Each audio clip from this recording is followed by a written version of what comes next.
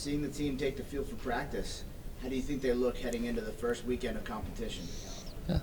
Heading into the start of the season, I feel really good about where our team is right now. We've been fortunate to have a new turf field and have physical plant, be able to plow the field. So in terms of practices and being able to get things in strategically, I feel real good about where we're at. The depth of our team and the numbers on our team are at a point right now where we're able to get a lot of competitive full field scrimmages in, more so than we were able to do last year. So all in all, I feel pretty good about where we are heading into the season.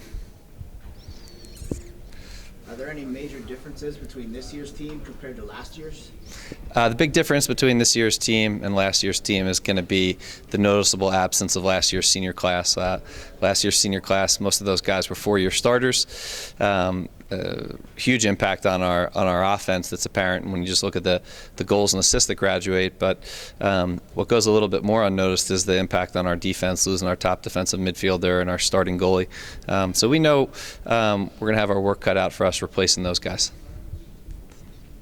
What would you say are your strengths this season, and which areas would you identify as areas of improvement? I'd say a strength of our team this year that immediately jumps out at me is going to be the experience that we have on defense. We've got several guys with multiple years of starting experience and our entire starting close defense back. We will need to fill the hole left at graduation when Joe Amsler left, an all-conference goalie for us last year. But the defense is definitely going to have the experience that we need, hopefully, to win close games this year.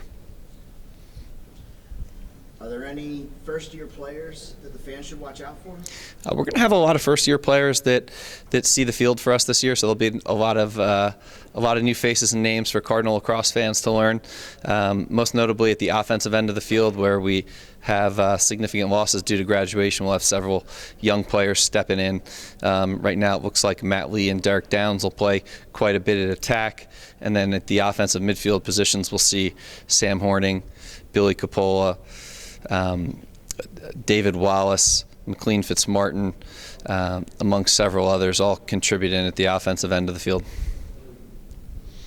Who do you think will be the sleeper team of the conference this season?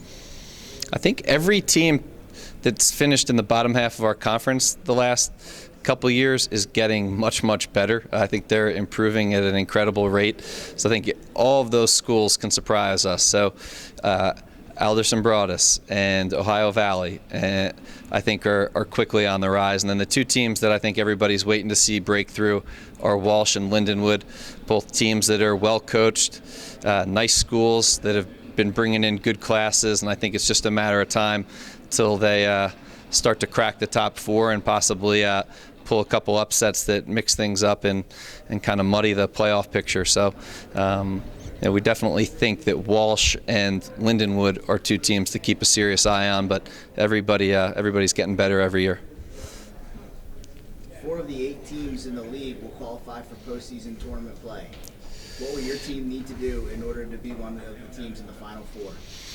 I think we should have pretty good discipline and be very fundamentally sound on defense, which is going to help us, I think, win a lot of close games. I think aside from that, we've got to just make sure we win face-offs in big games, and then make sure that we gel and develop the chemistry we need to be a good offensive team. We have so many young players at the offensive end of the field that I think that's going to be a critical development that tells the tale of how well we do this season.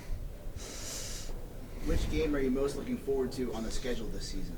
We're looking forward to all our ECAC games. Those are all going to be big ones, but we do play 4-time national champs Lemoyne in our second regular season game of the year up in Syracuse, and I'd be lying if I said that we weren't all excited about heading up there and going on that big road trip to throw everything we have against one of the top programs in the country.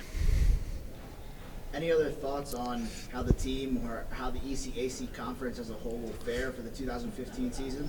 I mean, we're just honored and excited to be part of the ECAC Lacrosse Conference. It's clearly one of the top conferences in the country. Right now we have 4 teams nationally ranked heading into the season, depending upon which polls you're looking at. So anytime you've got 4 ranked teams in your conference, you know that you're going to be playing one of the toughest schedules in the country right away before you even add any non-conference games. So we're excited about that. Would love to see the ECAC get 2 teams in the NCAA tournament again this year, and looking forward to a great year, competing against some of the top teams in the country, right here at home in the ECAC conference.